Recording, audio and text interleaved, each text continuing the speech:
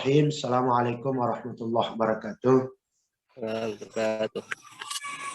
Alhamdulillah rabbil alamin wassalatu wassalamu ala asyrafil anbiya wal mursalin sayyidina Muhammadin wa ala alihi wa sahbihi ajma'in amma ba'd.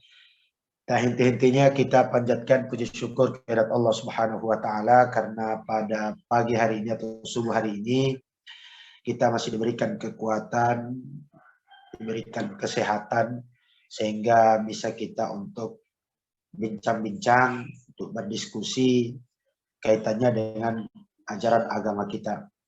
Salawat dan salam semoga tetap tercurah kepada junjungan Nabiullah Muhammad sallallahu alaihi wasallam.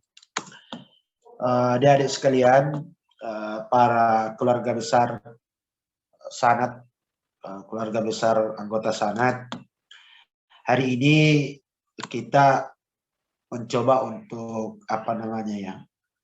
membahas satu pembahasan yang ini sifatnya juga dadakan karena baru saja dikasih tahu oleh saudara Fikri bahwa tidak ada pematerinya. Daripada kosong, kita ingin membahas hal-hal yang mungkin yang mudah bagi kita lah untuk membahasnya. Jadi baru-baru ini kita dikagetkan dengan perdebatan kencang antar satu ustadz dengan ustadz yang lain terkait dengan masuk ke dalam gereja. Sesungguhnya kalau bicara tentang ini bukan hal yang baru, hanya karena momen saat ini adalah momen di mana munculnya dua kelompok ya, satu kelompok fundamental dan satu kelompok liberal, atau satu kelompok, dan ini tidak bisa dilepaskan dari intrik politik, intrik yang masih terjaga sampai saat ini. Jadi sebenarnya masalah masuk gereja masuk gereja boleh atau tidak itu bukan hal yang bermasalah, karena sesungguhnya sejak pada masa Rasulullah SAW urusan masuk gereja, non muslim masuk masjid, kemudian orang muslim masuk gereja itu bukan hal yang aneh, bukan hal yang masalah. Hanya di belakangan menjadi masalah kan ini tadi kaitannya dengan lebih banyak erat kaitannya dengan politik, lebih erat kaitannya dengan dua kelompok yang berseberangan, yaitu kelompok NU yang selalu cenderung mendukung pemerintah dan kelompok non NU yang saya tidak mengatakan kelompok NU lawannya siapa, tapi non NU yang kemudian lebih banyak membicarakan terkait dengan cenderung berpaham fundamental. Kalau misalnya jujur-jujuran, ada banyak faktor lah. Muslim kenapa saya katakan NU dan non NU? Karena ketika Gus Miftah yang masuk di dalam gereja itu ributnya minta ampun, karena Gus Miftah identik dengan NU. Sementara ketika yang lain masuk, misalnya gereja seperti Anies Baswedan, itu tidak menjadi masalah karena dianggap bukan muslimnya yang masuk tetapi jabatannya, terlepas beliau adalah seorang muslim juga. Jadi sebenarnya itu masih ranah-ranah politik. Jadi hanya kita ini mau membahasnya dari aspek perspektif agama. Ya, betulkah dulu tidak boleh masuk? Betulkah tidak boleh masuk gereja? Atau bagaimana sesungguhnya pendapat ulama? Tetapi sebelum kita masuk pada pendapat ulama, barangkali kita perlu melihat bahwa Rasulullah SAW ketika ada tamunya dari luar yang beragama lain, lalu bertepatan pada hari Ahad atau hari Minggu, kemudian mereka itu mau beribadah tetapi tempatnya tidak ada. Maka oleh Rasulullah SAW diizinkan mereka masuk ke dalam masjid, lalu beribadah di dalam masjid, tetapi di pojok belakang. Selalu kita bertanya-tanya, apa yang dilakukan Nabi ini, apakah bisa menjadi bisa menjadi pembuka bahwa sesungguhnya non Muslim beribadah dalam masjid tidak ada masalah. Faktanya Nabi pernah mengizinkan, tetapi tetap kita harus paham juga bahwa Nabi memberi izin itu membolehkan itu karena faktornya tidak ada tempat ibadah mereka saat itu di Madinah, sehingga mau tidak mau Nabi tidak menginginkan juga umat lain itu tidak beribadah, dan Nabi juga tidak menginginkan mereka beribadah di tempat yang terbuka. Maka kemudian Nabi membolehkan non-muslim tadi atau Yahudi tadi masuk ke dalam masjid lalu beribadah di dalam masjid. Ini non-muslim yang masuk ke masjid. Ternyata sudah terjadi pada masa Rasulullah SAW. Untuk lebih detailnya itu silahkan baca pengukuhan guru besarnya Prof. Galib. Ketika beliau membahas tentang pengukuhan guru besarnya beliau itu pidato pengukuhan guru besarnya itu kan judulnya Toleransi dan Kerukunan Antar Umat Beragama dalam Perspektif Al-Quran dan implementasinya pada masa Rasulullah SAW. Itu adalah pidato pengukuhan guru besarnya Prof. Galib. Itu kita bisa melihat di situ data terkait dengan non-muslim yang masuk ke dalam masjid. Jadi itu ada di situ. Kenapa saya ingat tulisan beliau? Karena waktu dulu saya pernah mengedit tulisan beliau dan saya masukkan ke dalam satu buku yang terkumpul semua pidato pengukuhan guru besar di situ. Itu yang pertama. Misalnya kalau muslim masuk ke gereja, kita pernah dengar juga kisah Sayyidina Umar bin Khattab ketika berangkat ke Palestina karena memenuhi undangan non-muslim di sana, Nasrani di sana. Kemudian Umar bin Khattab ketika disuruh masuk ke dalam gereja untuk beribadah, dia tidak mau. Dia beribadah di luar dengan alasan untuk menjaga kedamaian. Jangan sampai katanya kalau saya masuk beribadah di dalamnya, lalu kemudian umat Islam akan merebut tempat itu, akan merebut tempat ibadah mereka karena menganggap bahwa Khalifah Umar pernah beribadah di dalamnya. Jadi bukan karena tidak mau, bukan karena tidak ingin beribadah di dalamnya, tapi alasannya hanya karena tidak ingin kalau tempat ibadah mereka itu akan direbut oleh umat Islam hanya karena faktor Sayyidina Umar pernah beribadah di dalamnya. Ini dua contoh yang kita paparkan, yang kita sampaikan bahwa ternyata non-muslim pernah masuk ke dalam masjid untuk beribadah. Muslim juga pernah diminta untuk masuk ke masjid, meskipun Sayyidina Umar tidak masuk, tetapi paling tidak Sayyidina Umar mengindikasikan bahwa bolehnya umat Islam masuk ke dalam gereja. Nah, dari dua data itu, dari dua dalil itu, baik di hadis Nabi SAW maupun asar dalam bentuk perilaku Sayyidina Umar bin Khattab, kemudian kita masuk pada pendapat ulama.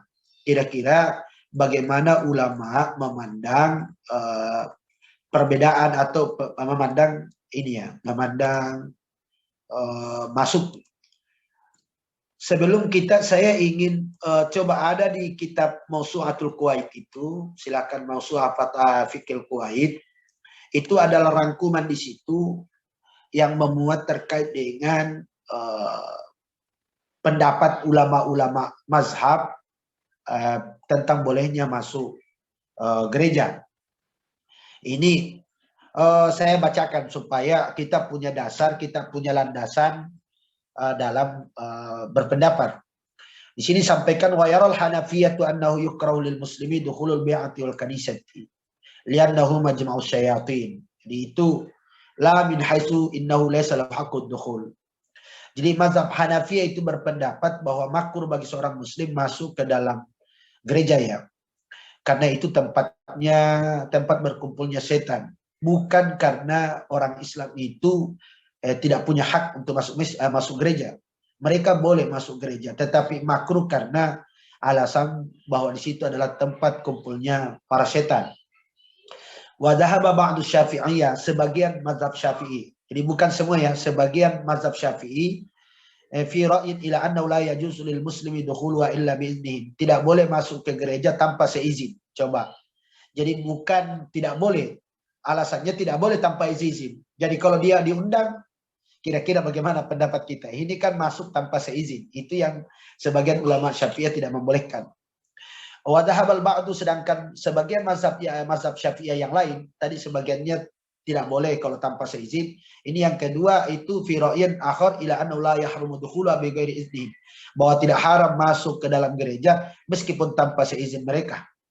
Jadi sebenarnya dua pendapat ini mengindikasikan bahwa masalah boleh tidak bolehnya itu ternyata erat kaitannya dengan izin.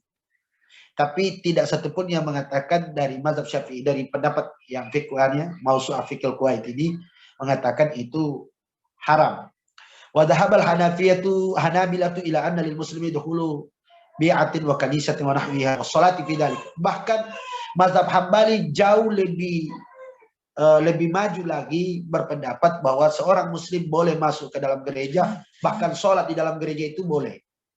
Nah, ini lebih jauh lagi pendapatnya mazhab Hambali ya. Dan sementara pendapatnya Ahmad itu bukan mazhab Hambalinya tapi Ahmadnya. Jadi beda mazhab Hambali. Kalau mazhab Hambali itu secara umum menggunakan mazhab, tapi kalau Ahmad itu berarti sama dengan Syafi'iyah dengan Imam Syafi'i. Imam Syafi'i orangnya, kalau Syafi'iyah itu kelompok. Jadi wa'an Ahmad, kalau Imam Ahmad sendiri mengatakan yukrahu ikana sama suratun. Kalau di situ ada gambar itu makruh. Ada juga mengatakan wakila mutlakon. Pendapat yang lain mengatakan itu makruh secara mutlak. Jadi tapi mereka sudah berpendapat sah sholat fardu di dalam gereja. Makanya di Eropa sana ketika masjid tidak muat untuk sholat Jumat, mereka meminjam gereja untuk sholat Jumat. Dan itu ternyata ulama-ulama kita sudah berpendapat bahwa sah sholat Jumat di dalam gereja. Jadi bukan sekedar masuk beribadah sekalipun di dalamnya, sepanjang tidak mencampur aduk ibadah itu hukumnya boleh. Jadi ini yang perlu kita menjadi gambaran bahwa ternyata ulama-ulama kita itu jauh lebih detail lagi, jauh lebih melangkah lagi, bukan sekedar masuk tapi sudah sampai beribadah atau sholat di dalam gereja. Makanya dari apa yang saya bacakan tadi itu kita bisa kelompokkan bahwa mazhab Hanafi itu berpendapat makruh bagi seorang muslim memasuki gereja. Makruh dengan alasan-alasan tadi ya. Yang kedua, kalau mazhab Syafi'i itu tidak boleh kalau tanpa seizin.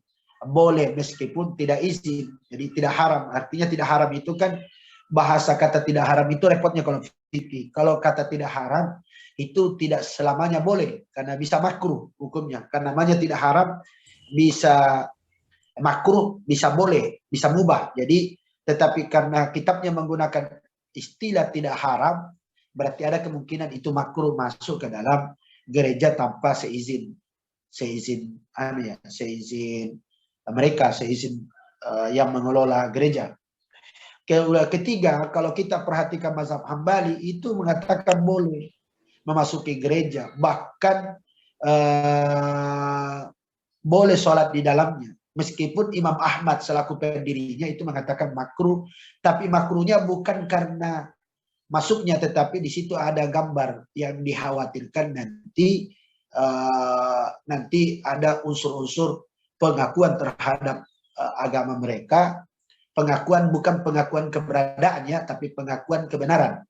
Jadi pengakuan terhadap agama lain itu ada dua, ada pengakuan kebenaran agamanya dan ada pengakuan keberadaan agamanya. Kalau pengakuan keberadaan saya kira tidak ada masalah karena Al-Qur'an pun mengakui bahwa ada agama selain Islam. Tetapi kalau mengakui kebenaran agama yang lain, itu yang bisa menjadi masalah. Jadi perlu sensitivitas kita untuk istilah pengakuan itu jangan juga berlebihan karena setiap orang yang dikatakan mengakui langsung dikatakan itu kafir atau itu murtad dan seterusnya. Tidak. Pengakuan perlu dipilah apakah pengakuan keberadaan. Sama ketika salam kepada non-muslim. Salam kepada non-muslim itu ya dilihat dulu apakah salam mendoakan atau salam tegur sapa. Karena itu berbeda orang yang menyampaikan salam dalam tegur sapa dengan orang yang menyampaikan salam dalam bentuk doa. Kalau salam dalam bentuk doa itulah yang kemudian dikatakan tidak boleh. Karena non-muslim hanya bisa didoakan untuk mendapatkan hidayah sepanjang masih hidup. Jadi ini kan luar biasa ulama-ulama kita mencoba memisah ya, mengklasifikasi seperti itu. Sementara Ibnu Taimiyah berpendapat tidak mengapa masuk ke gereja jika tidak ada gambar. Jadi hampir sama, tidak ada gambar. Jadi yang dia takutkan itu pada gambarnya. Bahkan kalau kita kembali ke kitab yang lain, misalnya kita lihat di kitab-kitab Al-Mughni yang karangannya Ibnu Qudamah itu malah mengatakan wala ba'sa bis sholati fil kanisatin nazifa. Tidak ada masalah sholat di gereja yang bersih. Bahkan Imam Al-Hasan dan Umar bin Abdul Aziz, Asy-Syi'bi, Auza'i, Sa'id bin Abdul Aziz, itu semua mengatakan itu boleh, itu pendapatnya, diberikan kemudahan bagi muslim untuk sholat di dalam gereja, tapi syaratnya gerejanya itu suci. Nah, jadi kalaupun yang lain memakruhkan itu karena gambarnya, karena ada lukisan di dalamnya yang oleh ulama-ulama itu dianggap penghalang malaikat masuk, karena kan malaikat saja tidak masuk ke dalam rumah yang ada di dalamnya gambar, kan itu saja, sehingga mereka mengatakan itu makruh. Padahal di sisi yang lain Nabi SAW itu pernah masuk ke dalam Ka'bah dan sholat di dalam Ka'bah, padahal di dalam Ka'bah itu ada gambar. Jadi perdebatan-perdebatan seperti ini hal yang lumrah. Menjadi tidak lumrah di dalam saat ini karena perdebatan ini sudah melibatkan terkait dengan pilihan dan terkait dengan kecenderungan kita terhadap orang tertentu atau kelompok tertentu. Itu yang merusak sesungguhnya. Tetapi saya secara pribadi lebih cenderung menggunakan pendapat ulama yang mengatakan makruh masuk ke dalam gereja sepanjang tidak ada maslahat. Jadi standar masuk gereja tidak gereja itu bukan masalah standar boleh tidak bolehnya, bukan masalah haram tidak haramnya, tetapi perlu dilihat apa kira-kira efek positifnya ketika kita masuk gereja. Itu yang harus dicari. Kalau efek positifnya masuk gereja itu ada, maka pas hampir kita katakan andai ulama saat ini mungkin memberikan fatwa, bisa jadi mereka semua sepakat boleh kalau ada efeknya. Efek positif yang kita maksud efek positif. Dan pasti andai efek negatif yang dimunculkan masuk ke dalam gereja itu dominan efek negatifnya, maka pasti ulama semua berpendapat makruh. Karena sesungguhnya pendapat itu akan merujuk kepada jalbul masalih wa darul mafasid. Apakah ada kemaslahatan ketika masuk ataukah ada mafsadah yang kita tolak ketika kita masuk. Jangankan itu ya, mengatakan kata kafir saja wa qalbuhu mutmainnun bil iman itu boleh di dalam Al-Qur'an. Tetapi itu lagi-lagi tadi karena ada maslahah. Apa maslahahnya? Darul mafasid, menolak mafsadah, karena kalau dia tidak bilang begitu dia akan dibunuh. Maka kemudian boleh mengatakan itu. Nah, sama ketika kita masuk gereja, kira-kira apa manfaatnya? Apakah kemudian manfaatnya membuat non-muslim itu luluh terhadap Islam sehingga mereka kemudian tidak lagi memusuhi Islam dan tidak lagi memusuhi muslim, tidak memusuhi lagi muslim, ataukah maslahah yang didapatkan ketika orang masuk gereja itu menandakan semakin kuatnya ukhuwah antar agama. Nah, ini perlu dicek, karena kalau itu tidak dicek itu bisa bermasalah. Jadi perlu ada pengecekan terhadap betulkah ada maslahah atau tidak. Itu satu pertimbangan maslahah tidak maslahah ya. Jadi kalau itu memungkinkan ada maslahah dan memang mengindikasikan kuat ada maslahah, kenapa tidak?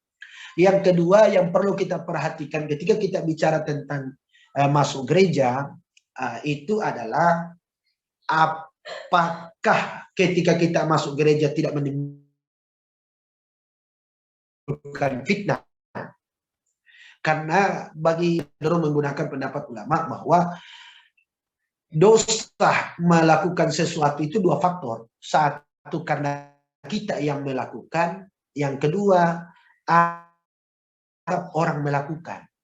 Saya ulangi, dosa itu bisa kita mendapatkan dosa atau kita diberi dosa oleh Allah Subhanahu wa taala karena dua faktor. Satu, karena kita melakukan sesuatu yang dilarang oleh Allah dan Rasulnya sehingga kita berdosa, atau kita menyediakan sesuatu atau memfasilitasi sesuatu sehingga orang lain melakukan dosa. Itulah yang biasa kita bilang dalam hadis, man sanna sunnatan sayyi'ah, siapa yang mencontohkan tradisi-tradisi yang tidak baik, fa alaihi wizruha wa wizru man amila ba'daha. Jadi sama ketika orang mengatakan saya tidak pernah nonton konser tetapi saya mendatangkan konser, itu kan bisa menjadi haram meskipun bukan dia tidak melakukan. Jadi lagi-lagi untuk masuk dalam pendapat-pendapat ulama, saya kira tidak ada masalah sepanjang harus kita tekankan, kan bukan gaya-gayaan. Masuk gereja itu bukan gaya-gayaan, apapun gaya. Apa sih gaya, untuk apa sih kita masuk gereja? Tapi yang paling pokok adalah apakah masuk gereja itu mendatangkan maslahah dan menolak mafsadah atau tidak. Ketika tidak ada maslahah, ya tidak usahlah, daripada menjadi keributan, daripada menjadi masalah. Kalau ada masalahnya, makanya bagi pejabat publik itu memungkinkan mereka masuk gereja. Kenapa? Karena alasan bahwa mereka adalah jabatan, bukan sebagai seorang muslimnya, tapi sebagai jabatan harus mengayomi masyarakat yang ada di bawahnya. Tetapi ketika bukan pejabat, itu perlu dilihat. Misalnya Ustadz masuk gereja, apakah ada maslahahnya? Masalah itu kita lihat dua, maslahah sehingga mereka non-muslim itu tergugah untuk mendalami agama dan mendalami atau paling tidak mendengarkan tentang realitas Islam. Yang kedua, dengan masuk gereja itu masalahnya semisal semakin memperkuat ukhuwah. Itu perlu dilihat itu. Kalau itu ada, kenapa menjadi masalah? Saya kira tidak menjadi masalah. Tetapi ketika dua-duanya itu tidak ada, maka saya cenderung menggunakan pendapat makruh masuk ke dalam gereja karena tidak ada masalah yang didapatkan. Saya kira itu hanya pengantar. Saya kira di dalam grup ini akan banyak muncul pendapat-pendapat kaitannya dengan masuk gereja atau tidak. Yang pasti masuk gereja itu atau masuk masjid bagi non-muslim itu bukan hal yang baru. Sejak masa Rasulullah SAW, sahabat-sahabat Nabi itu sudah terjadi. Hanya menjadi masalah di kemudian hari ini atau di akhir-akhir ini menjadi trending topik, itu bukan masalah murni karena hukum tentang masuk gereja, tapi masih erat kaitannya dengan politik identitas. Politik identitas yang sudah mau masuk ke tahun politik tahun 2024. Yang kedua, itu erat kaitannya dengan ideologi kelompok. Ya, ini pertarungan antara kelompok NU dan non-NU dan berbagai macam. Jadi hal yang seperti ini sangat mempengaruhi pendapat-pendapat, sangat mempengaruhi komentar-komentar masyarakat. Yang menjadi masalah itu kalau yang komentar yang tidak ngerti tentang fikih, tidak ngerti tentang hukum, lalu berkomentar bahkan ikut-ikutan mencaci maki, padahal dia sendiri tidak tahu tentang hukumnya. Itu yang masalah.